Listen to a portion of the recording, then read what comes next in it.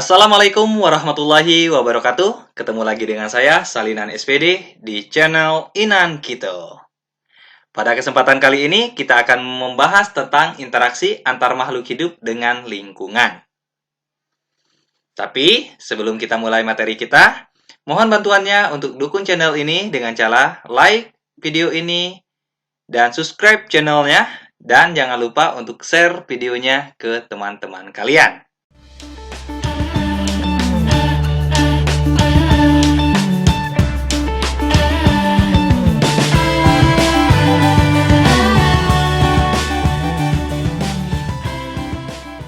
Coba kalian perhatikan, ini merupakan gambar-gambar dari sebuah lingkungan.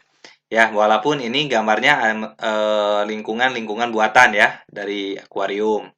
Selain gambar-gambar seperti ini, mungkin kalian juga bisa melihat lingkungan seperti sawah, juga bisa melihat lingkungan pekarangan sekolah, kebun di samping rumah, hutan, itu adalah lingkungan-lingkungan yang ada di sekitar kita. Nah, apa itu lingkungan? Lingkungan itu berasal dari kata environment. Nah, lingkungan secara umum dapat diartikan sebagai segala sesuatu yang ada di luar individu, yang merupakan sistem yang kompleks, sehingga dapat mempengaruhi satu sama lain. Atau secara sederhananya, yang dikatakan lingkungan itu segala sesuatu yang ada di luar kita. Atau segala sesuatu yang ada di luar individu. Nah, maksudnya seperti apa? Bisa saja kita katakan lingkungan itu bisa saja bentuknya batu, teman kita sendiri, atau hewan-hewan yang ada di sekitar kita, itu termasuk lingkungan. Jadi, apapun yang ada di luar individu itu adalah lingkungan. Nah, dari sinilah kalau kita membayang lingkungan itu sangat luas, kondisi ini yang membuat lingkungan itu selalu dinamis dan dapat berubah-ubah. Lingkungan itu terdiri dari dua komponen utama. Yang pertama, komponen biotik, dan yang kedua, komponen abiotik. Nah, apa itu komponen biotik? Komponen biotik ini komponen yang terdiri atas makhluk hidup, seperti manusia, hewan, tumbuhan, dan jasad renik. Jasad renik itu mungkin bakteri, virus, atau kita sering mengatakan kuman, itu adalah jasad-jasad renik. Jadi, yang dikatakan komponen biotik itu adalah komponen yang hidup. Nah, yang kedua, ada komponen abiotik. Komponen abiotik ini terdiri atas benda-benda yang tak hidup, seperti air, tanah, udara, dan cahaya. Mungkin teman-teman bisa menambahkan untuk komponen-komponen abiotik, silakan di komen pada kolom komentar di bawah. Oke? Oke, kalau sudah paham, yuk kita lanjut ke materi berikutnya.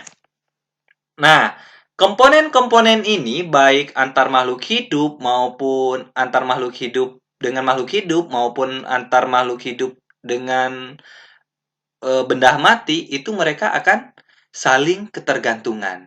Nah, yang kita akan bahas di sini adalah saling ketergantungan antar makhluk hidup. Nah, hubungan antar makhluk hidup itu bisa berupa simbiosis. Walaupun selain simbiosis masih ada ya hubungan-hubungan lain. Tapi yang kita bahas sekarang kita fokuskan ke simbiosis. Apa itu simbiosis? Simbiosis adalah hubungan khas dua makhluk hidup yang berbeda. Jadi hubungan dua makhluk hidup yang berbeda. Maksudnya yang berbeda itu seperti apa? Dua spesies itu yang harus beda. Seandainya ayam dengan cacing, ikan dengan udang, itu dikatakan dua makhluk hidup yang beda. Bukan seandainya ayam dengan ayam, bukan itu. Jadi simbiosis itu harus dua makhluk hidup yang berbeda. Ya, tidak boleh sama. Nah, hubungan mereka ini tidak selamanya menguntungkan. Ada yang menguntungkan, ada yang bisa merugikan, atau ada juga yang biasa-biasa aja, tidak menguntungkan dan juga tidak merugikan.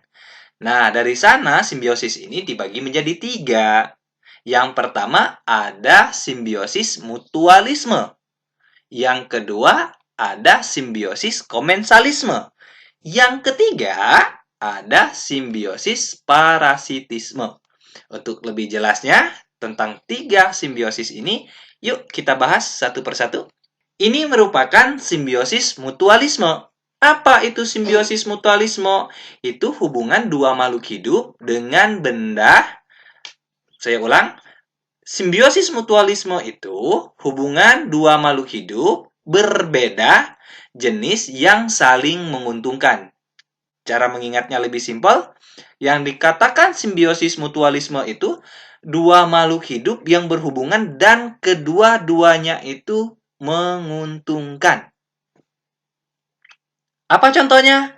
Contohnya kupu-kupu dengan bunga. Di mana kupu-kupu ini hinggap di bunga, kupu-kupu bisa makan madu dari bunga itu. Dapat keuntungan, sumber makanan. Sedangkan apa untungnya bagi bunga?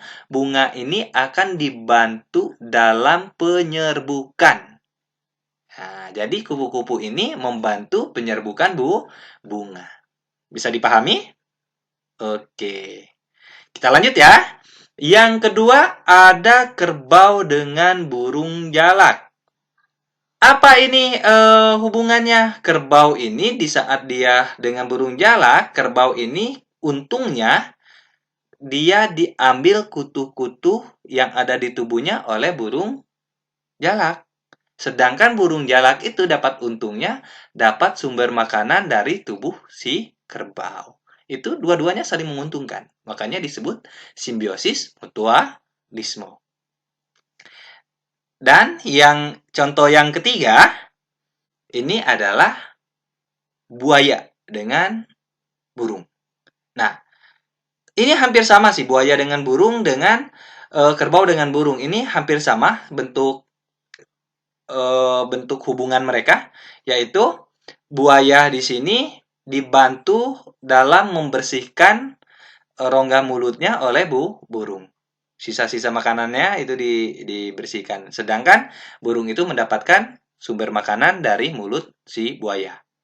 Buayanya tidak memakan burung itu karena ya burung sudah membantu sang buaya.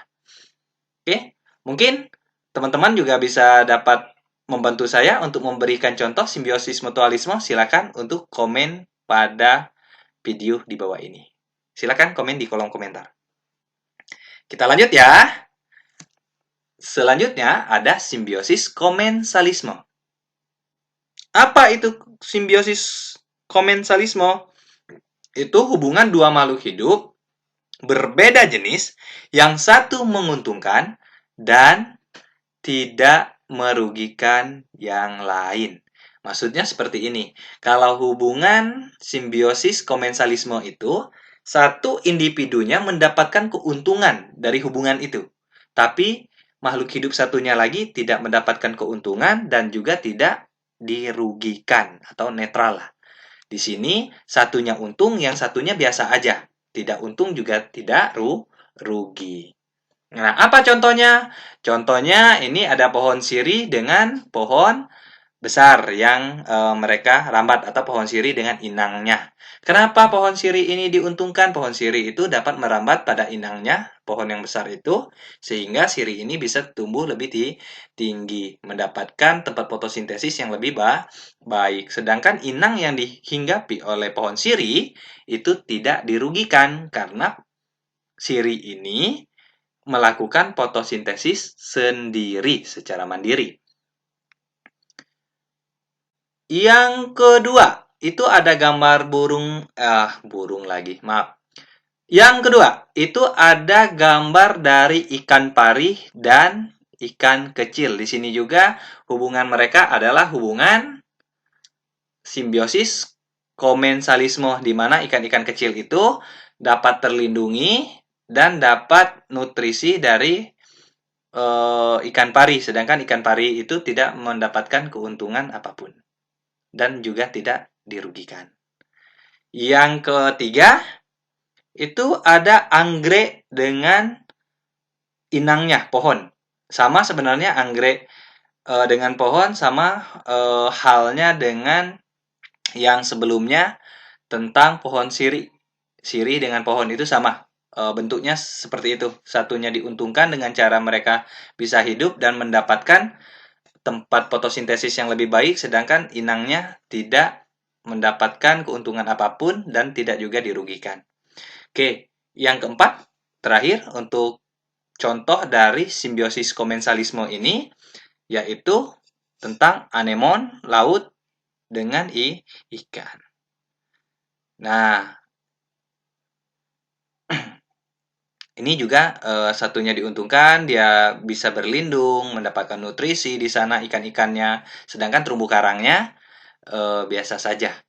Saya ulangi ya, untuk ikan dan terumbu karang, ini ikannya itu mendapatkan keuntungan berupa tempat hidup, habitat, sumber nutrisi, tempat perlindungan, seperti itu. Sedangkan terumbu karangnya ini tidak diuntungkan juga tidak dirugikan. Oke, mungkin teman-teman ada contoh lain, silakan untuk lakukan komen pada kolom komentar di bawah ini. Kita lanjut ya. Yang ketiga ada... Oke, kita ulang.